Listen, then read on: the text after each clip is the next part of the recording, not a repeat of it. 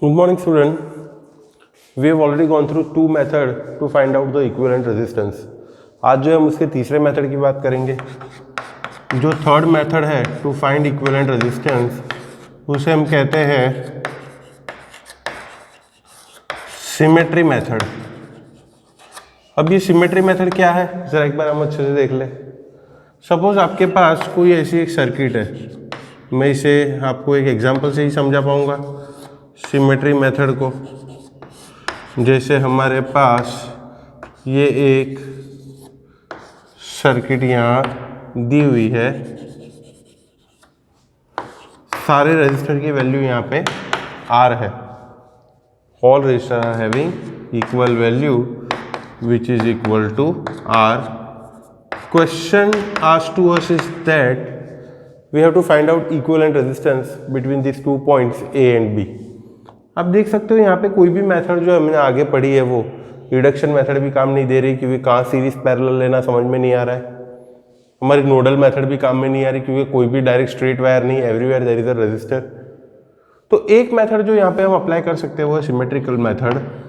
अगर हम ये लाइन देखें जो मैंने लाइन ड्रॉ करी है, अब सर्किट के जो दो पार्ट है वो एग्जैक्टली आइडेंटिकल है. The left hand side of circuit is identical to right hand part of circuit. That means all the points which are falling on this line should be at equal potential. जब भी आप ऐसे symmetry method को use करते हो तो आप कह सकते हो कि जितने भी पॉइंट्स ये लाइन पे आ रहे हैं जो आपके सर्किट को दो पोर्शन में डिवाइड कर रहा है, ये सारे पॉइंट जो है वो इक्वल पोटेंशियल पे होंगे. मतलब इक्वल पोटेंशियल पे है तो इससे हम एक और चीज़ पता कर सकते हैं कि अगर सर्किट के इस रजिस्टर में से I करंट जा रहा है तो इस रजिस्टर में से भी I करंट ही जाना चाहिए, और यहाँ से अगर I1 जा रहा है तो यहाँ से रिटर्न I1 ही जाना चाहिए. This is what a symmetry tells. And if this is true then we can say this point over here उसका कोई फिजिकल सिग्निफिकेंस बचता नहीं है. क्यों फिजिकल सिग्निफिकेंस बचता नहीं? यहाँ का करंट सीधे सीधे यहाँ जा रहा है, ऊपर का करंट घूम के यहाँ जा रहा है. मतलब there is no transfer of current from this resistor to this upper branch और from this upper branch to any of the lower branches. So this point we can easily get separate. और अगर इस point को हम easily separate करेंगे तो हमारी जो सर्किट है वो कुछ हमें अब ऐसी दिखाई देगी. ये सर्किट जो है हम अब ऐसी भी ड्रॉ कर सकते हैं. This circuits are identical. ये जो कनेक्शन यहाँ पे ड्रॉ किया है because there is symmetry on each side, ये कनेक्शन आप तोड़ सकते हो. You can say that this connection is does not exist. आ रहा है समझ में? अब आपका रिडक्शन से आप इस क्वेश्चन को अच्छे से सॉल्व कर सकते हो. रिडक्शन से अब कैसे सॉल्व होगा देखिए. जैसे हम पहले बोल रहे थे ये R और R दोनों जो है वो सीरीज में है. ये R सीरीज में तो उसका इक्विवेलेंट रेजिस्टेंस क्या होगा? 2R होगा. नेक्स्ट ये 2R और R ये पैरेलल में है. ये R और R का जो इक्विवेलेंट आया 2R और ये R पैरेलल में है तो वो कनेक्शन उसकी वैल्यू क्या होगी? 2R into R upon 2R plus R. That will be equal to what? 2R/3. तो इसकी इक्विवेलेंट सर्किट अब कैसी बनेगी? A और B के बीच में ये दो रजिस्टर तो है ही आपके, जो ये नीचे की लाइन पे दिए हुए R. यहाँ पे ऊपर एक रेजिस्टेंस R है. ये पूरा जो ट्राइंगल बन रहा था वो ट्राइंगल का इक्विवेलेंट रेजिस्टेंस क्या बना हमारा? 2R/3. एक और ये रजिस्टर R है. And finally we are reaching at point B. तो आप बोल सकते हैं ये तीनों जो है वो सीरीज में है तो इन तीनों की सीरीज में वैल्यू क्या आएगी? R plus 2R/3 plus R. 3 + 3 6 + 2 वो वैल्यू होगी 8R/3. और ये जो दोनों सीरीज में उसकी वैल्यू क्या होगी? 2R. मतलब ये सर्किट और छोटी होगी. There are just 2 resistor which are equal to 8R/3 and 2R. तो फाइनली हम बोल सकते हैं A और B के बीच में दो ही रजिस्टर है और ऑफकोर्स ये दोनों पैरेलल में है. तो R इक्विवेलेंट क्या होगा? 1/2R plus 8R/3. क्या एलसीएम आएगा इसका? 8R. So 1/R equivalent is equal to 4 + 3 divide by 8R. तो R equivalent will come out to be what 8r/7। आप देख सकते हो ये सिमेट्री मेथड से हमने इस जो प्रॉब्लम है इस प्रॉब्लम को एक सिंपल रिडक्शन मेथड के प्रॉब्लम में जो है वो कन्वर्ट कर दिया। इस तरीके से इजीली हम इस क्वेश्चन को सॉल्व कर सकते हैं। चलो अब हम आगे बढ़ते हैं। Let's move into the next kind of question that can come from this series parallel combination of register. जो दूसरा क्वेश्चन आ सकता है सीरीज पैरेलल कॉम्बिनेशन रजिस्टर का, वो क्या हो सकता है? वो है fourth type of problem that is known as infinite ladder problems. मैंने इसको नाम दिया है इनफाइनाइट लैडर प्रॉब्लम। देखिए यहाँ पे क्या होगा कि एक ही टाइप की सर्किट जो है वो रिपीट हो रही है, जैसे आप यहां देख रहे हो।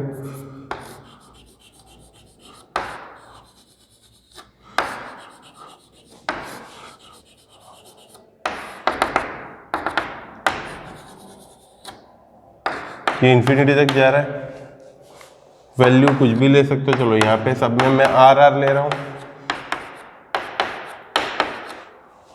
और ये एंड पॉइंट्स है ए एंड बी। अब आपको यहां पे क्वेश्चन पूछा गया है what is equivalent resistance between these two points A and B. Question हमारा ये है, ये दोनों पॉइंट जो है हमारे ए एंड बी, उनके बीच का इक्विवेलेंट रेजिस्टेंस क्या होगा। तो ऐसे इनफाइनाइट लैडर प्रॉब्लम को हम कैसे सॉल्व कर सकते हैं? अगर ये पूरी इनफाइनाइट नेटवर्क है तो उसकी ये एक ब्रांच मैं निकाल भी दूं, ये एक ब्रांच अगर हम निकाल भी दे तो यहाँ पे जो दो पॉइंट्स मिलेंगे ए डैश और बी डैश का, ए और बी का इक्विवेलेंट रेजिस्टेंस ढूंढूं या ए डैश और बी डैश का इक्विवेलेंट रेजिस्टेंस ढूंढूं, ऑलमोस्ट तो सेम ही होगा, क्योंकि ये अगर इनफाइनाइट लैडर है तो उसके एक स्टेप को अगर हम हटा देते हैं तो उससे इक्विवेलेंट रेजिस्टेंस में कुछ फर्क नहीं पड़ेगा। तो अगर ए डैश और बी डैश में हम मान लें कि इक्विवेलेंट रेजिस्टेंस एक्स है तो ए और बी के बीच का भी इक्विवेलेंट रेजिस्टेंस क्या होगा? एक्स ही होगा। तो सर्किट को रिड्यूस किया जा सकता है, ये आर, उसके पैरेलल में एक और रेजिस्टेंस ले लो, चलो एक्स, और ये आर, और अब ये पॉइंट्स ए और बी, तो ए और बी के बीच का इक्विवेलेंट रेजिस्टेंस भी क्या मिलना चाहिए मुझे? एक्स। ये एक्स मिलेगा कैसे? ये आर और एक्स का parallel combination, that is R X upon R plus X. उसके साथ एक आर को सीरीज में कनेक्ट कर दो तो ए और बी का रेजिस्टेंस मिलेगा, दैट इज एक्स। तो यहां से एक इक्वेशन बनेगा आपका, एक्स इंटू आर लिख रहा हूं, चलो मैं, plus R into bracket X plus R, X into bracket X plus R. ये मैंने सिर्फ क्या किया है, एलसीएम लेके फिर ये डिनोमिनेटर को दूसरी तरफ ले गया, X into R plus X into R plus R square is equal to X square plus X into R. एक एक्स इंटू आर जो है यहाँ पे आपका कैंसिल होगा, तो आपका इक्वेशन जो है यहाँ से क्वाड्रेटिक इक्वेशन बनेगा, X square minus X into R, X square minus X into R minus R square is equal to 0। ये क्वाड्रेटिक इक्वेशन बन रहा है और क्वाड्रेटिक इक्वेशन की कोएफिशिएंट क्या है? यहाँ पे a1 है, b माइनस आर है और c क्या है? Minus R square. देख सकते हो आप, यहाँ से क्वाड्रेटिक इक्वेशन बना, a की वैल्यू 1, b की वैल्यू माइनस आर, c की वैल्यू माइनस आर स्क्वायर। तो ऐसे प्रॉब्लम्स में अब x की वैल्यू में क्या मिलेगी? ऐसे प्रॉब्लम में अब x की वैल्यू क्या मिलेगी? फॉर्मूला क्या है हमारा क्वाड्रेटिक का? क्वाड्रेटिक का फॉर्मूला माइनस बी प्लस और minus under root B square minus 4ac divide by 2a। ये हमारा x का फॉर्मूला है, उसे यूज करेंगे हम। x की value minus B, minus of minus plus R plus और minus under root B square मतलब के R square minus 4, a is 1, c is minus R square divide by 2a A की value 1, so it is 2. So x is r plus और minus minus plus 4r² और r² 5r² होगा. r² को बाहर ले तो ये √5r डिवाइड बाई 2 होगा. तो x की वैल्यू क्या आ सकती है, 1 प्लस और minus √5 divide by 2 into R. अब 1 माइनस √5 तो पॉसिबल नहीं है क्योंकि 1 माइनस √5 नेगेटिव हो जाता. 1 minus √5 by 2 into R is not possible. Why it is not possible? Because resistance cannot be negative. So equivalent resistance between A and B, X will be 1 plus √5 by 2 into R. ये हमें equivalent resistance की value मिलती है. This is how we can find out the value of equivalent resistance. सारी बात समझ में? तो इस तरीके के भी काफ़ी क्वेश्चन जो है वो आ सकते हैं. इन क्वेश्चंस को हम कहते हैं इनफाइनाइट लैडर प्रॉब्लम्स. तो चारों टाइप हमने देख लिए to find out what equivalent resistance. Okay, between we can say any points in circuit. जो चारों टाइप है जो भी आप अप्लाई कर सकते हो, करा सकते हो, मैक्सिमम रिडक्शन मेथड को यूज करेंगे. इसके बाद वाला जो टॉपिक है वो है हमारा व्हिटन ब्रिज.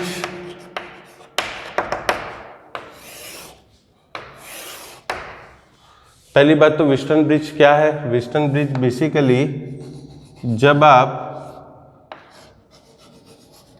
4 रजिस्टर को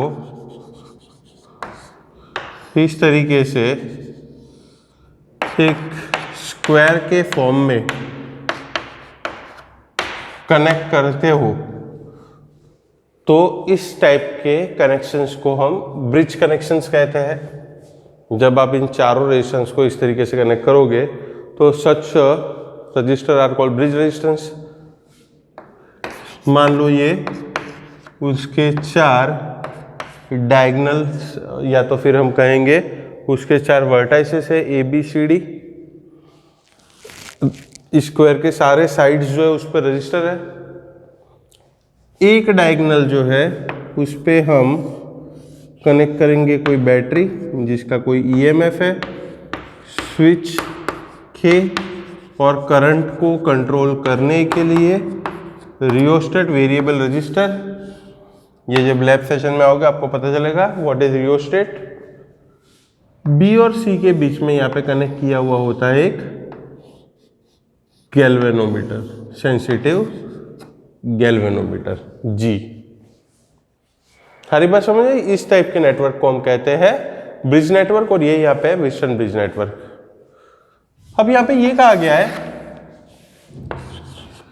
कि ये जो व्हिटन ब्रिज है ये व्हिटन ब्रिज इज बैलेंस्ड. ये व्हिटन ब्रिज जो है इज बैलेंस्ड व्हेन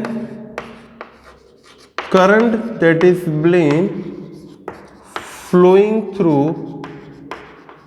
गैल्वेनोमीटर. ये व्हिटन ब्रिज बैलेंस कब होगा?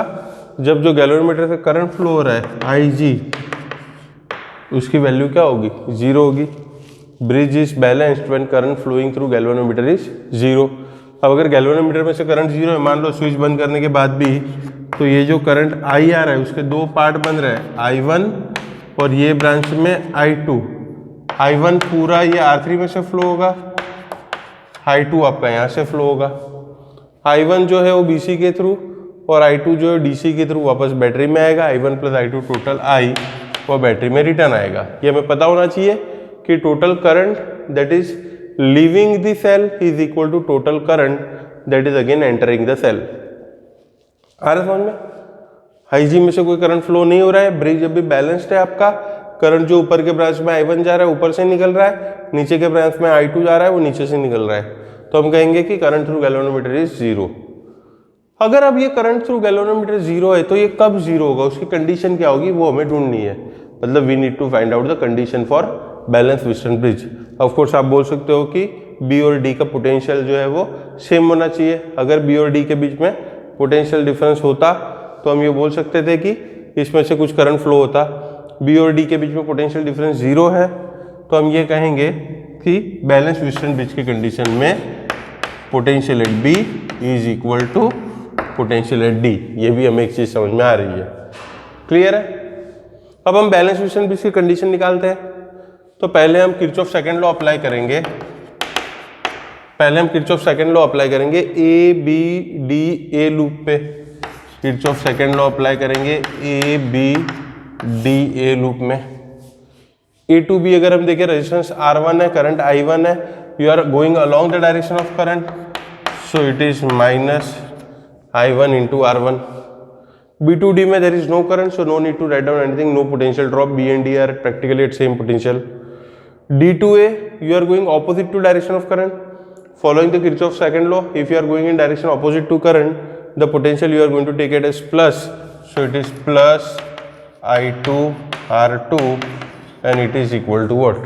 0. So from here can I write down I2 R2 is equal to I1 R1. And I2 by I1 is equal to R1 by R2, equation number 1। Similarly अब हम Kirchhoff second law apply करेंगे दूसरी branch पे B C D B. Kirchhoff second law will apply to branch B C D B.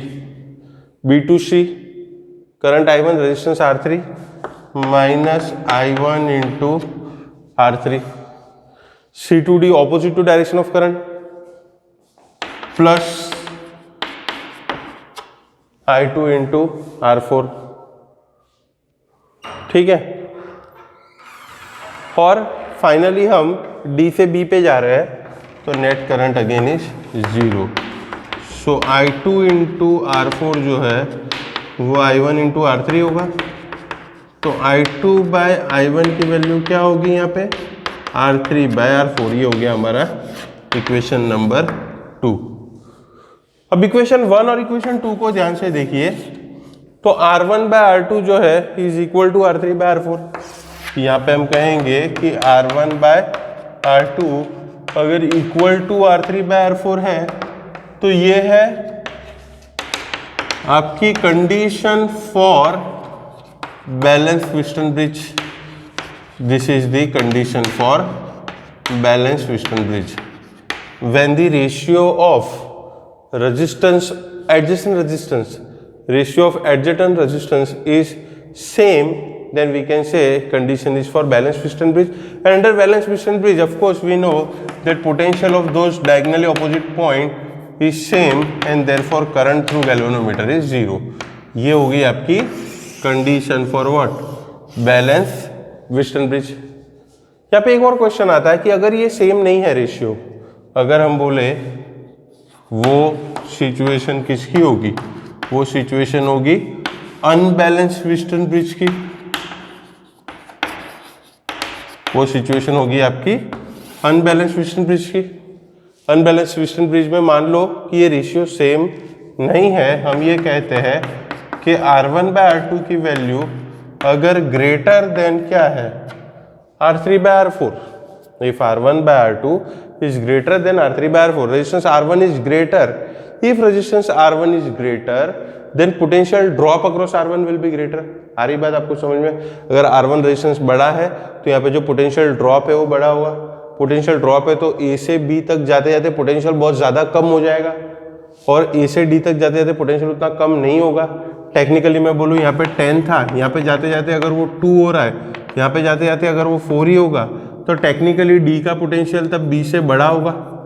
Potential of D in that case will be larger than potential at B, and therefore galvanometer में से current तो flow होगा, but current flows through we can say galvanometer in which direction? From D to B। ये पहली बात होगी। Unbalanced Wheatstone bridge जब ratio same नहीं है, अगर R1 by R2 ratio R3 by R4 से बड़ा है तो current D to B flow होगा। और अगर उल्टा होता, मान लो कि अगर उल्टा होता, R1 बाय R2 की value less than R3 by R4 होती, तो ऑफ कोर्स B का जो पोटेंशियल है वो D से बड़ा होता, और फिर गैल्वेनोमीटर में करंट जो है वो कहाँ से कहाँ फ्लो होता, वो फ्लो होता फ्रॉम बी टू डी। ठीक है, तो सारी चीज़ें हमें ध्यान में रखनी है।